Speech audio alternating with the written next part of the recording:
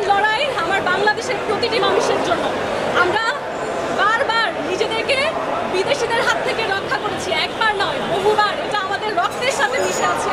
আমরা সেই ব্রিটিশ বিরোধী আন্দোলনের সময় ছিলাম, তারপর যখন অবিভক্ত বাংলাদেশ ছিল সেই সময় আমরা পাকিস্তানের কাছ থেকে নিজেদেরকে মুক্ত করেছি, আমরা ভারতীয় আগ্রাসন থেকে আমাদের দেশকে মুক্ত করেছি, আমরা স্বৈরাচার বিরোধী আন্দোলন করেছি।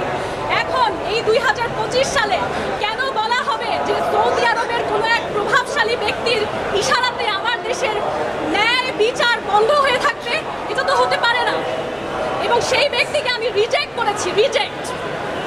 এটা পরিষ্কারভাবে ক্লিয়ার হওয়া প্রয়োজন। সেই ব্যক্তি যিনি আমাকে বিয়ের আংটি পরিয়ে ঘরে তুলতে চেয়েছিল তাকে আমি রিজেক্ট করেছি। আমার কি নারী হিসেবে সেটার অধিকার নেই? কেন আমাকে দিনের পর দিন হয়রানি করা হচ্ছে? আমার প্রশ্ন জাতির কাছে। এখন পর্যন্ত আমাকে তারা মৃত্যুর হুমকি দেয়। তারা আমাকে বলে আমার সরকার নাকি ওয়াদাবদ্ধ হয়েছে, আমাকে মৃত্যুদণ্ড দেওয়া হবে। কিভাবে আমার সরকার সেই ওয়াদা করে বিদেশি মানুষের কাছে? আমি জানতে চাই। এখন পর্যন্ত ইনভেস্টিগেশন রিপোর্ট আসেনি আদালতে। কেমন করে আদালতের শাসন কার্য শুরু হওয়ার আগেই তারা আমাকে রায় জানাচ্ছে বিদেশ বসে?